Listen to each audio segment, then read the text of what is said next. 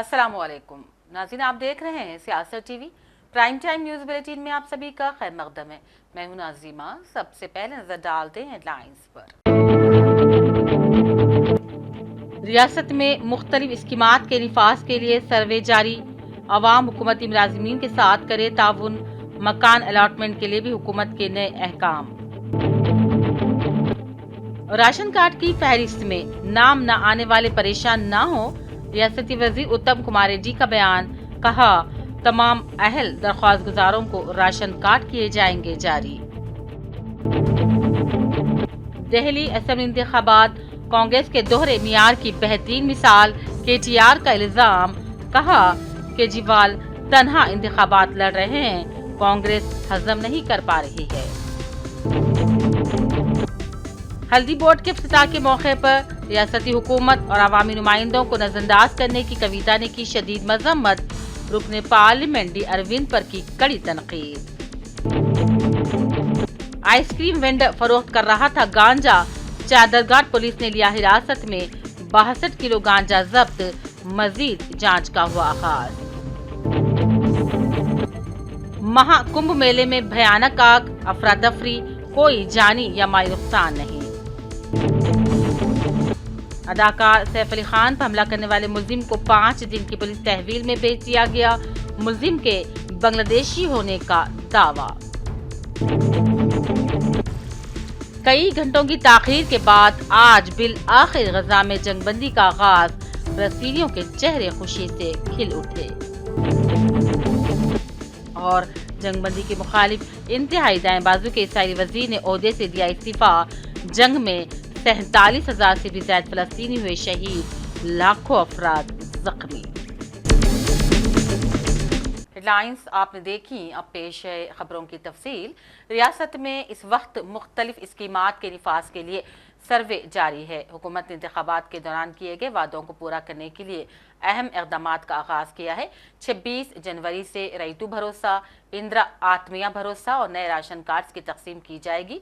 इन स्कीमात के कामयाब निफाज के लिए मैदानी सतह पर सर्वे किया जा रहा है। इसी दौरान इंदिरम्मा मकानात स्कीम के लिए भी सर्वे मुकम्मल कर लिया गया है। हुकूमत ने पहले मरहले में ज़ाती ज़मीन रखने वालों को मकानात अलॉट करने का फैसला किया है। सन 1994 से पहले मकान हासिल करने वाले और अब भी उनमें मुकीम अफराद को दरख्वास्त देने का मौका दिया जा रहा है। ये फैसला उन मकानात की खस्ता हालत के पेश नज़र किया गया है ताकि मुस्तहिक़ीन को बेहतर रिहाइश फ्राहम की जा सके। सरकारी मुलाजिमीन से सर्वे के दौरान मुकम्मल ताउन की अपील की जाती है। और राशन कार्ड की इजराई एक मुसलसल अमल है। रियासती सिविल सप्लाईज के वजीर उत्तम कुमार रेड्डी ने इन ख्यालात का इजहार किया। उन्होंने कहा, रियासत में अहल अफराद को राशन कार्ड मिलने तक ये अमल जारी रहेगा और जिन अफराद के नाम नए राशन कार्ड की फहरिस्त में शामिल नहीं है उन्हें भी परेशान होने की कोई ज़रूरत नहीं है। ज़ात पात की मरदमशुमारी, समाजी और इक़्तिसादी सर्वे की तफसीलात और पुराने राशन कार्ड की बुनियाद पर अहल अफराद के नाम दर्ज कर लिए गए हैं और जो लोग समझते हैं कि वो अहल हैं लेकिन उन्हें राशन कार्ड नहीं मिला, वो ग्राम सभा में दोबारा दरख्वास्त दाखिल कर सकते हैं और तमाम अहल दरख्वास्त गुजारों को राशन कार्ड जारी किए जाएंगे। साबिक वजीर व BRS के वर्किंग प्रेसिडेंट KTR ने कहा, दिल्ली असेंबली इंतखाबात कांग्रेस के दोहरे मियार की बेहतरीन मिसाल बन गई है। KTR ने ट्वीट पर कांग्रेस पार्टी के तर्ज अमल पर तनकीद की। उन्होंने कहा, उन्होंने केजरीवाल को एक होशियार और बेऐब लीडर के तौर पर देखा जब वो कांग्रेस के साथ थे, लेकिन अब वो जबकि अकेले इलेक्शन लड़ रहे हैं तो केजरीवाल मुजरिम बन गए हैं और वो गुस्से में थे कि दिल्ली जो इत्तेहाद के लिए बहुत अच्छा लगता था जब वो इकट्ठे थे, अब गंदगी का ढेर लग रहा है। दिल्ली के वोटर्स को धोखा देने की कोशिश करने वाले राहुल गांधी को तेलंगाना आकर तलबा, किसानों, ख्वातीन और बुजुर्गों से बात करनी चाहिए। रियासत में आज़मीन हज के तरबियती क्लासेस का सिलसिला जारी है।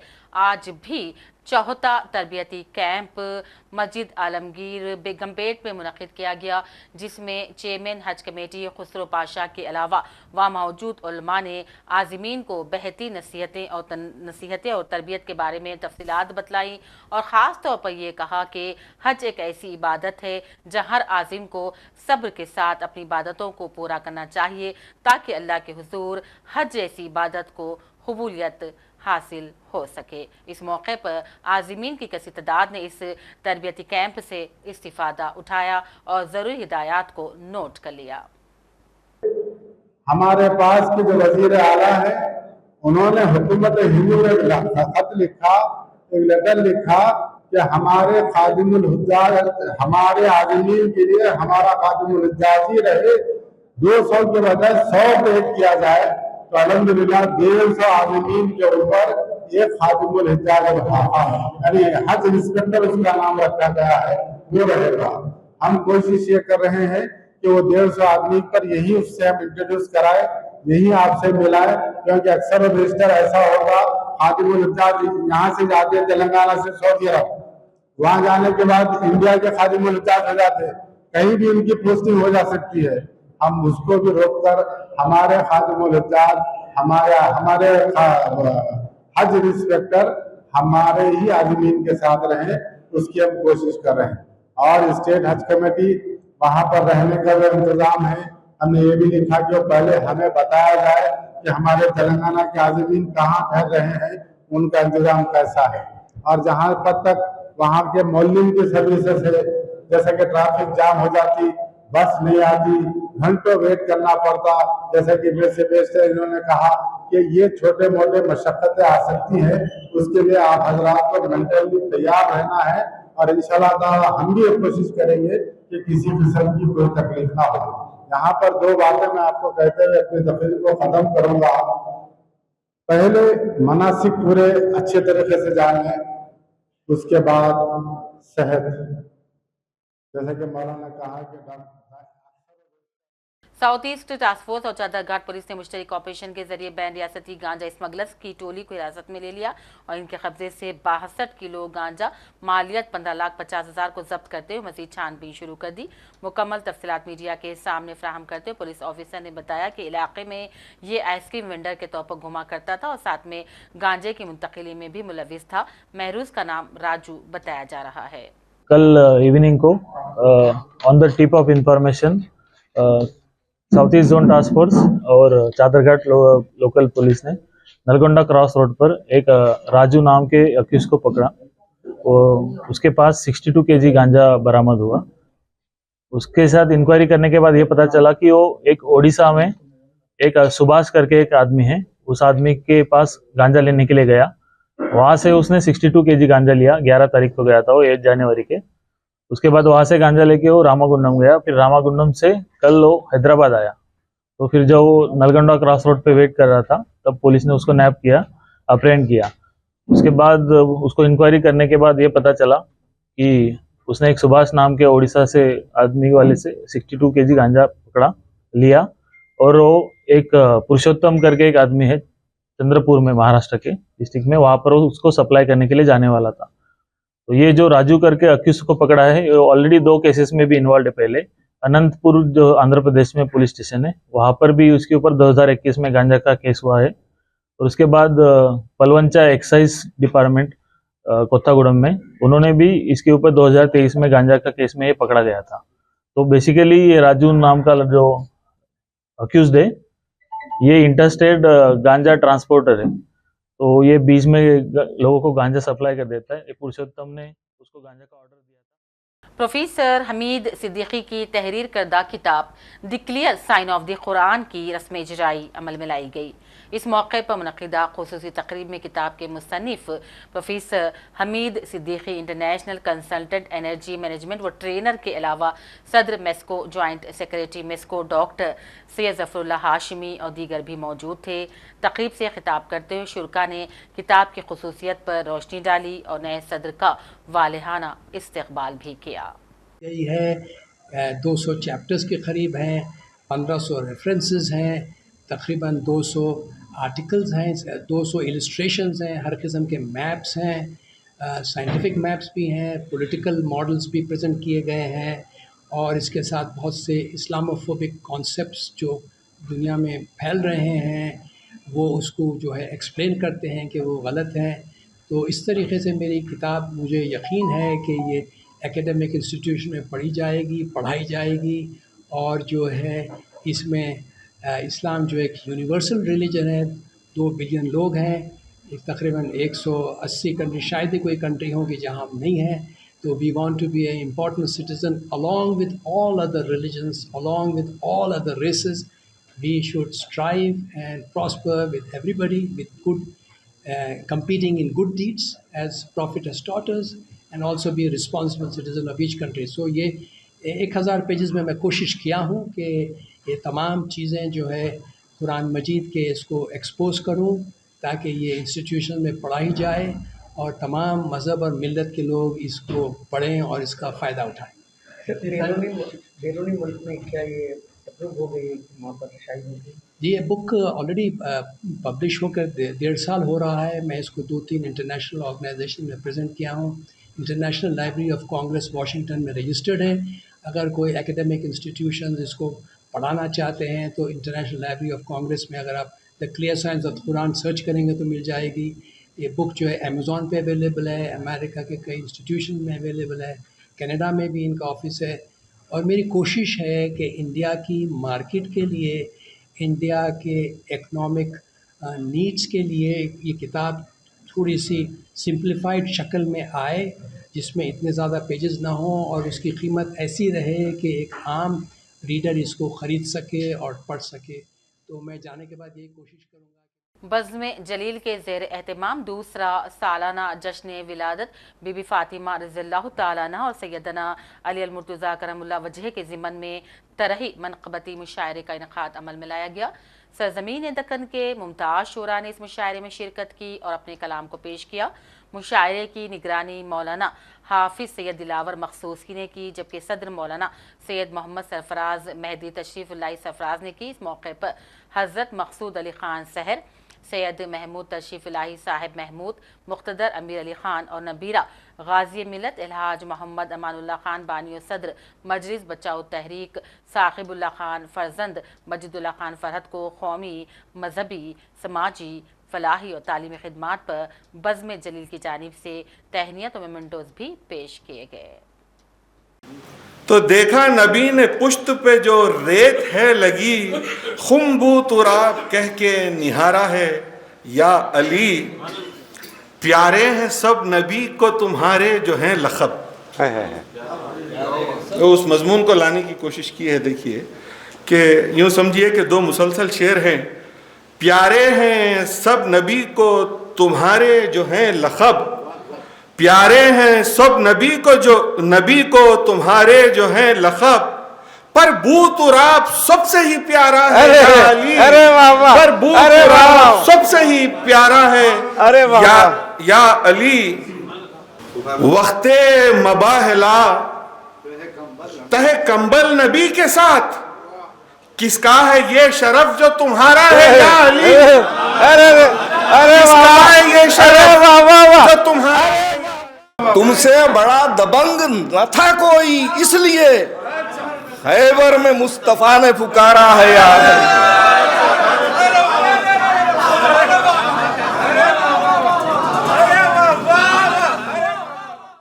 मैं अहले बैत की निस्बत का एक पैकर हूँ, खुदा का फजल पढ़ा हूँ तो ऐसे दर पर हूँ.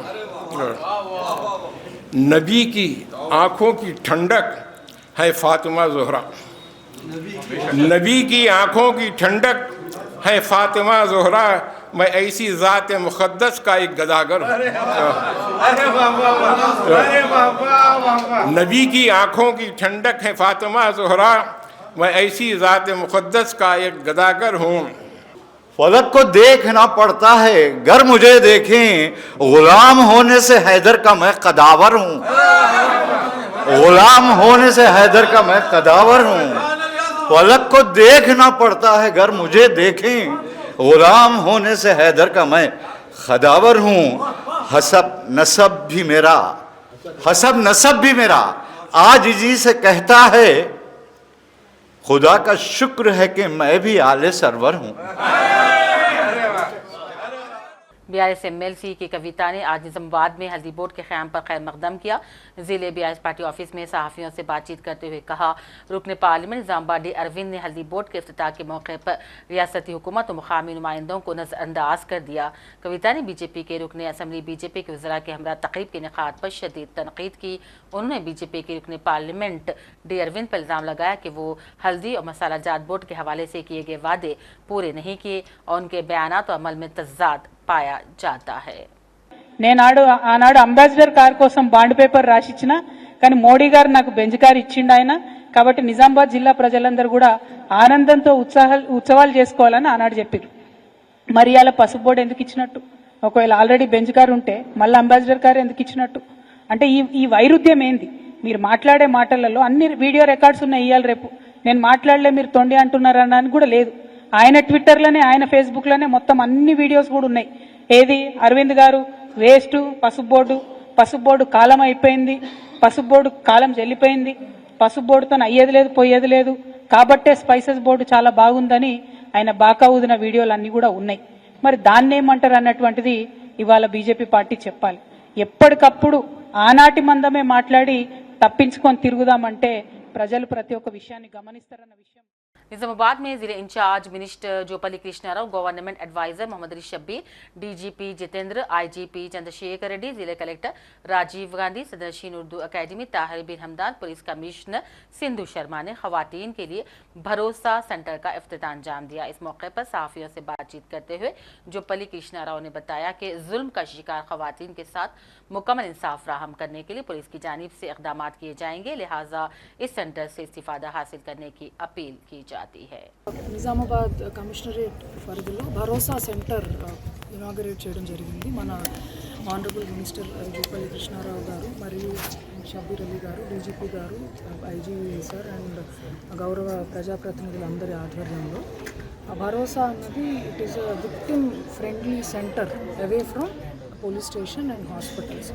ఇప్పుడు ఇక్కడ 4 రకాల సేవలు అందించబడతాయి. Police, medical, legal and psychological counselling. మన రాష్ట్రం మొత్తం మీద 29 such centres are there, Bharosa centres.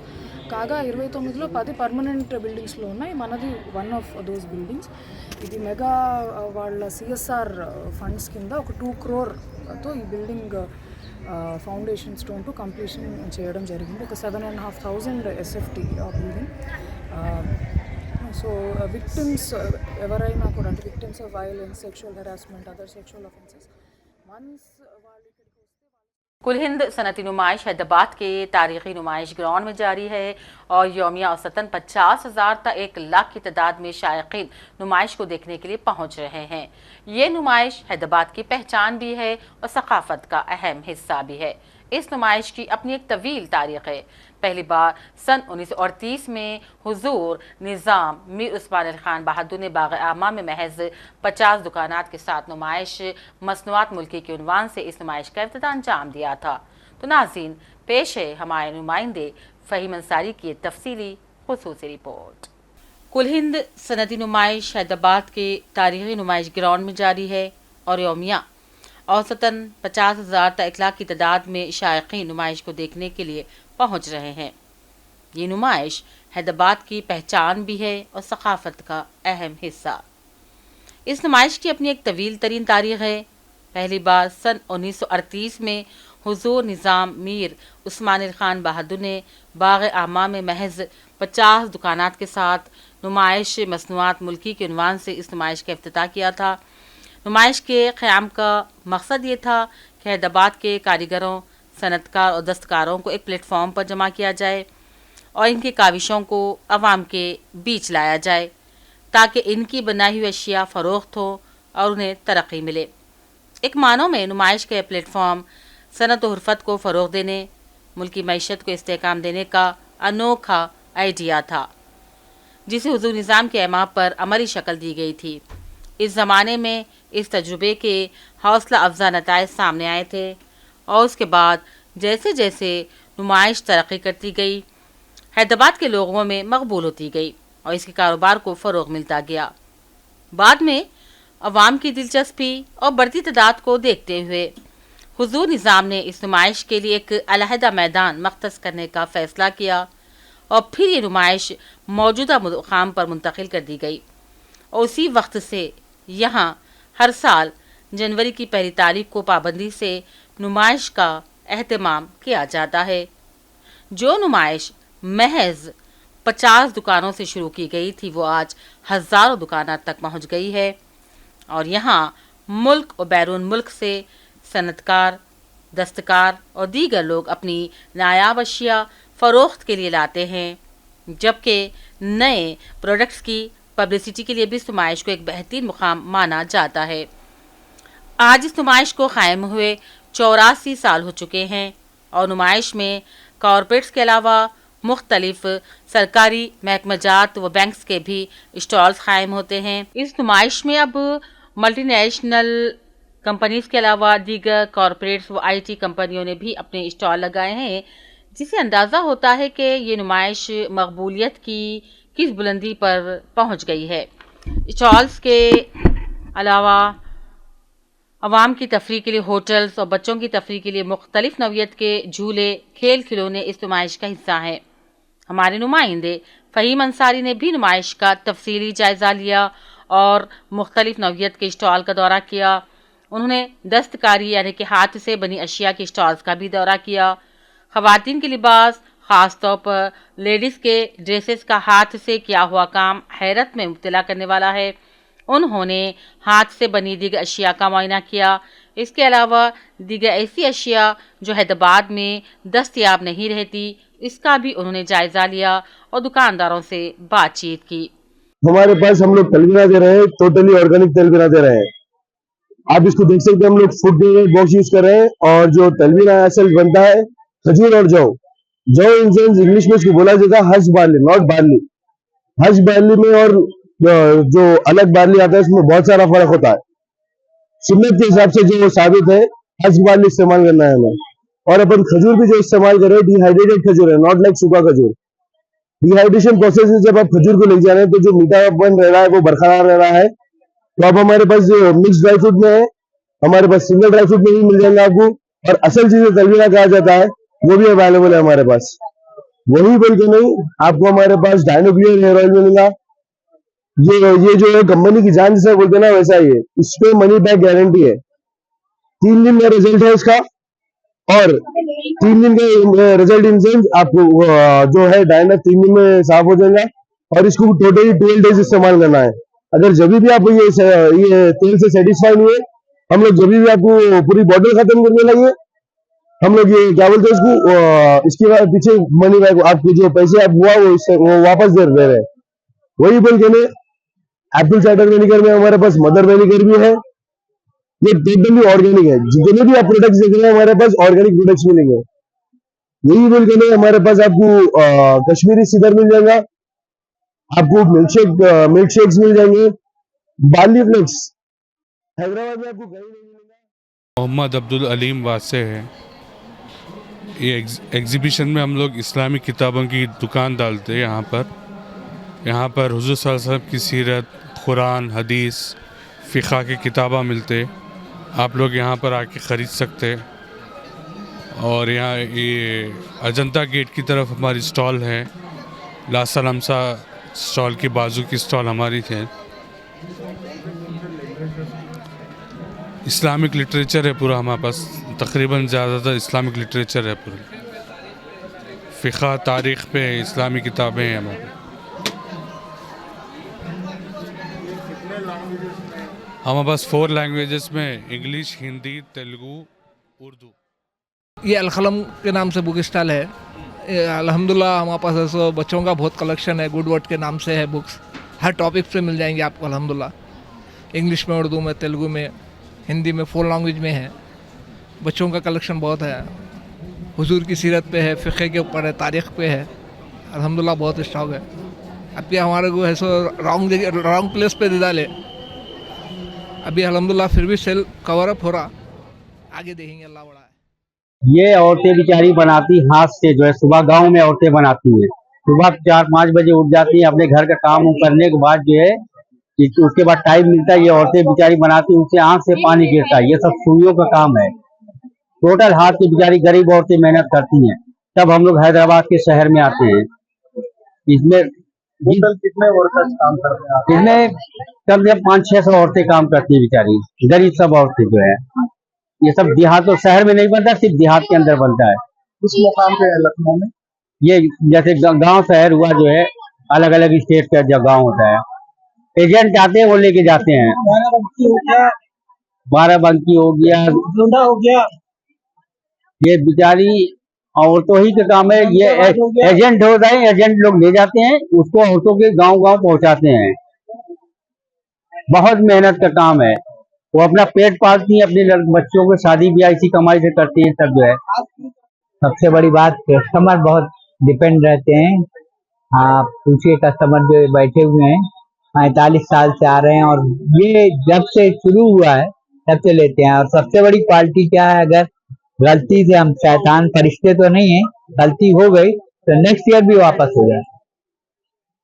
सबसे बड़ा बेनिफिट यही, धोखा नहीं देते, मेन चीज।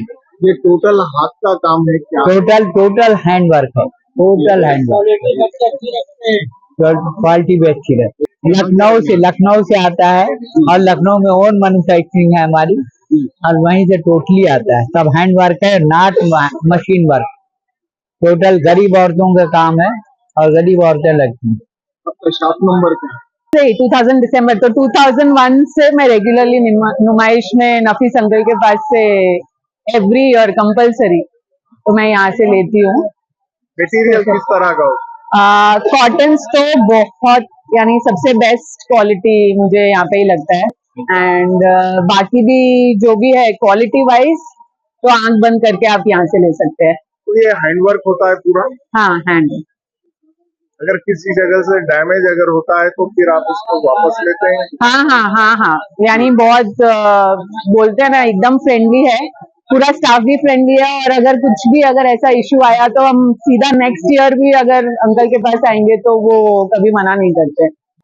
जी मैडम, यहाँ आपके क्या पूरे फैमिली वाले आते हैं और कौन? हाँ, मेरे तो सारे ही फैमिली मेंबर्स में, इवन यहाँ से मेरी सिस्टर्स को कुरियर। लखनऊ, यूपी, कश्मीर, पंजाब, हरियाणा, बिहार, महाराष्ट्र, केरल और तमिलनाडु से भी लोग अपनी अपनी अशिया के साथ यहाँ आए हुए हैं और फरोख्त के लिए अपनी अशिया नुमाइश में पेश की है। नुमाइश सोसाइटी ने कहा, आवाम की हिफाजत पर नुमाइश में ख़ास तवज्जो दी गई है। आने वाले लोगों की तलाशी के बाद ही उन्हें अंदर जाने की इजाज़त दी जाती है। इसके अलावा यहाँ यशोदा अस्पताल के इश्तिराक से तिब्बी खिदमात का भी एहतमाम किया गया है, जबकि आग लगने जैसे नागहानी हालात से निपटने के लिए भी ख़ास इंतज़ामात किए गए हैं। अवाम के बढ़ते अज़दहाम को देखते हुए नुमाइश के लिए मेट्रो रेल की खुसूसी ट्रेनें चलाई जा रही हैं। गांधी भवन और नामपल्ली स्टेशन नुमाइश के करीब तक स्टॉप हैं। इसके अलावा आरटीसी भी खुसूसी बसें चला रहा है, जबकि कारों और गाड़ियों की पार्किंग के लिए नुमाइश मैदान के चारों तरफ इंतजामात किए गए हैं। इसके अलावा सीसीटीवी कैमरों के जरिए पूरी नुमाइश की निगरानी की जाती है, जबकि नुमाइश बीनों के लिए पीने का पानी मुफ्त में है। नुमाइश सोसाइटी ने कहा, नुमाइश सोसाइटी नुमाइश से मिलने वाली आमदनी से बच्चियों की तालीम का इंतजाम करती है और ग्राउंड के अंदर कायम कॉलेजों से सालाना 3000 तलबा तालीम हासिल करके जिम्मेदार शहरी बनने के सफ़र में अपना हिस्सा अदा करते हैं। बहरहाल अब के साल नुमाइश में रिकॉर्ड तादाद में लोगों की आमद हो रही है और अब ये नुमाइश पूरे मुल्क में मकबूलियत हासिल कर रही है, जबकि हमारे हज़ारों अफराद को रोज़गार देने का भी वसीला बन गई है। ब्यूरो रिपोर्ट, सियासत टीवी, हैदराबाद। और नज़र चंद अहम कौमी और बैनुल अक़वामी ख़बरों पर। वज़ीर-ए-आज़म मोदी ने कहा है कि किसी ख्याल को कामयाब बनाने के लिए उसकी तरफ लगन और कशिश सबसे अहम है। ऑल इंडिया रेडियो पर अपने माहाना प्रोग्राम मन की बात में मोदी ने कहा, स्वामी विवेकानंद ने कहा था कि सिर्फ वही शख्स अपने मकसद को हासिल कर सकता है और अपने ख्याल को कामयाब बना सकता है। जिद्दत, तख्लीक और कामयाबी का रास्ता सिर्फ और सिर्फ लगन और जोश में मुज़मिर है। मोदी ने कहा, स्वामी विवेकानंद की पैदाइश पर मुझे तरक्की याफ्ता हिंदुस्तान नौजवान लीडरों के डायलॉग का हिस्सा बनने का शर्फ मिला। यहाँ मैंने अपना पूरा दिन मुल्क के कोने कोने से नौजवान दोस्तों के साथ गुजारा। नौजवानों ने स्टार्टअप, सकाफत, खवातीन, नौजवानों, इंफ्रास्ट्रक्चर जैसे कई शोबेजात पर अपने ख्यालात का इजहार किया और ये प्रोग्राम मेरे लिए बहुत यादगार रहा। उत्तर प्रदेश के प्रयागराज में जारी महाकुंभ में कायम किए गए गीता प्रेस के टेंट में भयानक आग लग गई, जिसके बाद भगदड़ मच गई थी। आग बुझाने वाली गाड़ियां मौके पर पहुंच गई और आग पर काबू पा लिया। इस हादसे में किसी के जख्मी हलाक होने की कोई खबर नहीं। वजीर आला उत्तर प्रदेश योगी आदित्यनाथ ने मौके पर पहुंचकर हादसे का जायजा लिया और मिली इत्तलात के मुताबिक इस टेंट में सिलेंडर ब्लास्ट हो गया था। केजरीवाल की इंतखाबी रैली पर बीजेपी हामियों के हमले के एक दिन बाद आज प्रेस कॉन्फ्रेंस करते हुए दिल्ली के वजीर आला और आम आदमी पार्टी के सीनियर रहनुमा आतिशी ने अमित शाह और दिल्ली पुलिस पर इल्ज़ाम लगाया है कि दिल्ली पुलिस की निगरानी में और अमित शाह के इशारों पर यह हमला हुआ है। उन्होंने कहा, आपकी मकबूलियत से बीजेपी खौफजदा हो रही है, इसीलिए इस तरह की हरकतें की जा रही है। संजय सिंह ने भी इस प्रेस कॉन्फ्रेंस से खिताब किया। उनके प्रचार में प्रवेश वर्मा जी के साथ लगे रहते हैं। अब कौन है ये व्यक्ति शैंकी? राहुल उर्फ शैंकी एक हार्डकोर क्रिमिनल बैकग्राउंड का व्यक्ति है। राहुल उर्फ शैंकी पे attempt to commit robbery IPC 393 और 34 के केस लगे हुए हैं, जिसमें 7 साल की सजा होती है। राहुल उर्फ शैंकी पर आर्म्स एक्ट के केस लगे हुए हैं, जिसमें कम से कम 2 साल की सजा होती है।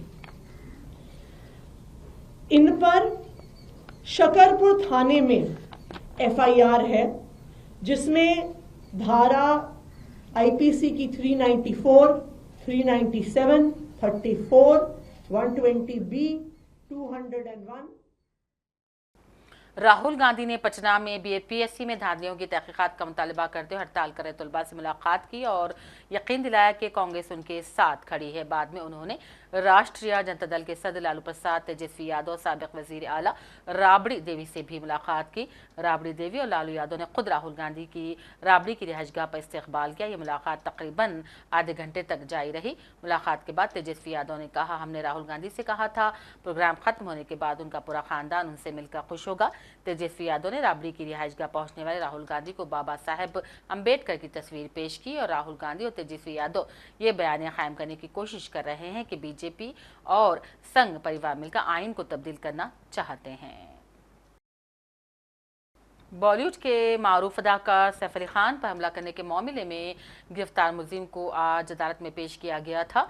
अदालत में सबसे पहले मुलजिम को उसका चेहरा दिखाने के लिए किया गया, फिर इसका नाम पूछा गया। मुलजिम ने अपना नाम बताया। अदालत ने मुलजिम से पूछा कि क्या पुलिस के खिलाफ इसकी कोई शिकायत है, तो इस सवाल के जवाब में मुलजिम ने कहा नहीं। पुलिस ने अदालत में बताया कि हमें जायवक़ुफ़ से चाकू मिला है। लीलावती अस्पताल में हमने सैफ के जिस्म से निकला चाकू का टुकड़ा बरामद कर लिया है। अदालत ने इस मामले में मुलजिम को 5 दिन की पुलिस तहवील में भेज दिया है। मैं एक बोलना चाहता हूँ, there is a clear cut violation of 43A of the Supreme Court guidelines. आज कोर्ट में मुद्दा उठाया गया है कि 309 लगने वाला है बीएनएस के हिसाब से, पर 309 एप्लीकेबल नहीं होता है because there is no threaten, there is no motive of the to assault the Saif Ali Khan, but there is a clear-cut violation of the section 43A and 35(1)AB because their notice has not been served. First of all, the police has stated that he is not a resident. 6 महीने से वो यहाँ पे रह रहा है, लेकिन वो कई सालों से रह रहा है। आज कोर्ट ने खुद सामने पब्लिक प्रोसिक्यूटर ने एडमिट किया है कि वो 7 साल से रह रहे, 7 साल से रह रहे, लेकिन 7 साल से अगर वो रह रहे और उनका क्या है बैकग्राउंड, तो उन्होंने कुछ किया नहीं है। The remand is very faulty, has not been stated the clear transparency. Second thing, the police custody was not required as all the weapon and everything has been recovered by the investigation officer. Only forensic report and other things are there. It has to be taken care by the investigation officer by the FSL report, not by the custody. Just because it is a Saif Ali Khan, the matter has been hyped. उधर एक और मुलजिम आकाश ने दावा किया है कि उसने कुछ नहीं किया है और पुलिस बिलावजह उस मामले में गिरफ्तार करने के लिए आई है। मुलजिम आकाश को छत्तीसगढ़ के पास एक ट्रेन से गिरफ्तार किया गया था। पूछताछ के बाद पुलिस ने इसे रिहा कर दिया है। गलती नहीं है, वो खाली पूछताछ के लिए लेके आए थे, बस छोड़ दिए। हम कल से बोल रहे हैं आपको, आप डिक्लेयर आपने किया, हम कल से बोल रहे हैं संदिग्ध है, दो बस मेरे को पहले हमें इंक्वायरी करने दो, उसके बाद हम ऑथेंटिक कुछ भी जवाब दें। आप ही उसको गुनहगार साबित कर भी बैठे। मैं नहीं हूँ गुनहगार बॉस। कैसे पहुँचा मतलब? ट्रेन से आया। ये तो अभी कहाँ लेके जाएंगे? जिधर जाना है उसको, जिधर जाना है उसको छोड़ देंगे। इनिशियली जो बात है, लेकिन आपने गलती हुई है। नहीं गलती का है कि इंक्वायरी फोटो वायरल किया था, उसको आपने ये भी किया था कि सही है? ऐसा नहीं सर, वायरल आप लोगों ने किया, हमने नहीं किया था। वो फोटो तो वायरल आपने किया था। हमारा जो ऑथेंटिक काम रहता है, हम पूछताछ तो करेंगे ना, जो सस्पेक्ट हमको लगेगा। हम एक ही टीम थोड़ी है, पूरे इंडिया में टीम रवाना हुई थी। तो ये इसको भी छोड़ रहे हैं? हाँ छोड़ रहे हैं उसको जिधर जाना। और कई घंटों की ताखीर के बाद बिल आखिर गजा में जंग बंदी शुरू हो गई है। हमास की जानिब से इसराइली मगवैयों के नामों के ऐलान के बाद गजा सीज फायर मुआहदे पर शुरू हो गया है। खतरी वज़ारत ख़ारजा ने भी गजा जंग बंदी की तस्दीक कर दी है। पेश नाज़रीन तफसीली रिपोर्ट। इसराइल ने कहा गजा में हमास के साथ जंग बंदी के मुआहदे पर अमल शुरू हो गया है। इसराइल ने कहा कि हमास के साथ जंग बंदी मुआहदे पर अमल दरामद आलमी मियारी वक्त के मुताबिक सुबह 9:15 से शुरू हुआ। गजा में आलमी मियारी वक्त के मुताबिक आज सुबह 6:30 बजे मुआहदे पर अमल दर आमद शुरू हो जाना था। ताहम इरगमालियों की फहरिस्त ना मिलने की वजह से इसमें ताख़ीर हो गई थी। आज सुबह इसराइल के वज़ीर आज़म ने हमास को इरगमालियों की फहरिस्त फ्राहम करने के लिए कहा, जिस पर अस्कैद पसंद तंजीम हमास ने बताया कि वो तकनीकी वजूहात की बिना पर ऐसा नहीं कर सकती। इसराइली फ़ौज के तर्जुमान ने अपने बयान में कहा, हमास अपनी जिम्मेदारियाँ पूरी नहीं कर रही है और जब तक वो हमारे मुतालबात पूरी नहीं करती इसराइल हमले जारी रखेगा।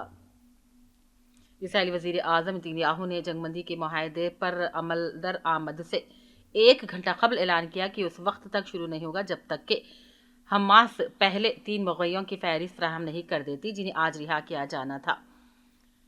वज़ीर आज़म ने IDF को हिदायत दी कि जंगबंदी के मुआहदे पर अमल उस वक्त तक नहीं होगा जब तक कि इसराइल को रिहा होने वालों की फहरिस्त नहीं मिल जाती। हमास ने गजा जंगबंदी के मुआहदे की पासदारी के अज़्म का इजहार किया और कहा, पहले मरहले में रिहा किए जाने वाले इरगमालियों के नाम जाहिर न करने में ताख़ीर तकनीकी वजूहात की वजह से हुई। हमास ने वजाहत नहीं की कि वो कौन सी तकनीकी वजूहात हैं।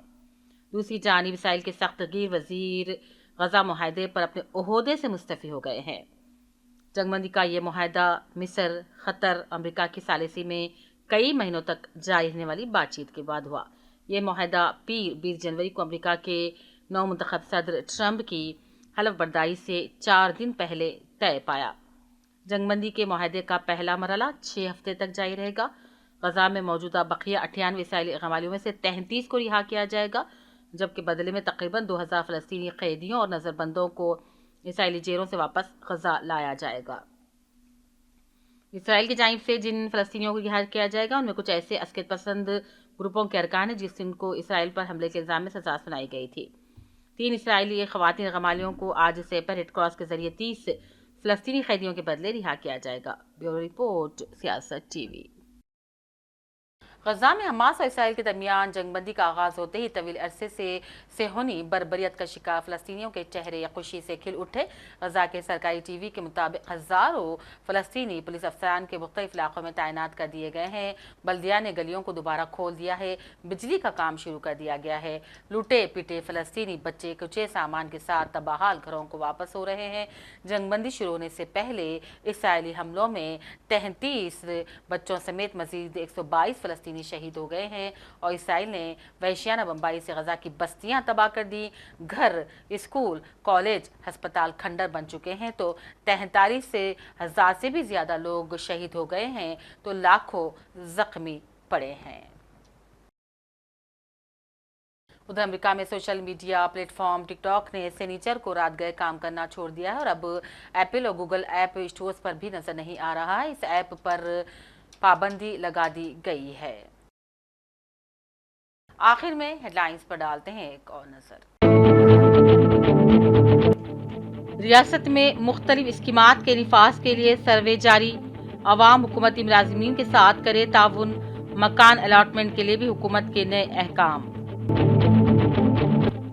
राशन कार्ड की फहरिस्त में नाम न आने वाले परेशान न हो, रियासती वजीर उत्तम कुमार रेड्डी का बयान। कहा, तमाम अहल दरख्वास्त गुजारों को राशन कार्ड किए जाएंगे जारी। दिल्ली असेंबली इंतखाबात कांग्रेस के दोहरे मियार की बेहतरीन मिसाल। केटीआर का इल्जाम। कहा, केजरीवाल तन्हा इंतखाबात लड़ रहे हैं, कांग्रेस हजम नहीं कर पा रही है। हल्दी बोर्ड के इफ्तिताह के मौके पर रियासती हुकूमत और अवामी नुमाइंदों को नजरअंदाज करने की कविता ने की शदीद मजम्मत। रुकने पार्लियामेंट डी अरविंद पर की कड़ी तनकीद। आइसक्रीम वेंडर फरोख्त कर रहा था गांजा, चादरघाट पुलिस ने लिया हिरासत में। 62 किलो गांजा जब्त, मजीद जांच का हुआ आगाज। महाकुंभ मेले में भयानक आग, अफरा तफरी, कोई जानी या माली नुकसान नहीं। अदाकार सैफ अली खान पर हमला करने वाले मुलजिम को 5 दिन की पुलिस तहवील में भेज दिया गया। मुलजिम के बांग्लादेशी होने का दावा। कई घंटों की ताखीर के बाद आज बिल आखिर गजा में जंगबंदी का आगाज। फलस्तीनियों के चेहरे खुशी से खिल उठे और जंगबंदी के मुखालिफ इंतहाई दाएं बाजू के इसराइली वजीर ने ओहदे से दिया इस्तीफा। जंग में 47,000 से भी ज्यादा फलस्तीनी हुए शहीद, लाखों अफराद जख्मी। इसी के साथ प्राइम टाइम बुलेटिन का सिलसिला अब यहीं अख्तिताम को पहुंचता है। पूरी टीम के साथ दीजिए इजाजत। देखते रहिए सियासत टीवी। अल्लाह हाफिज।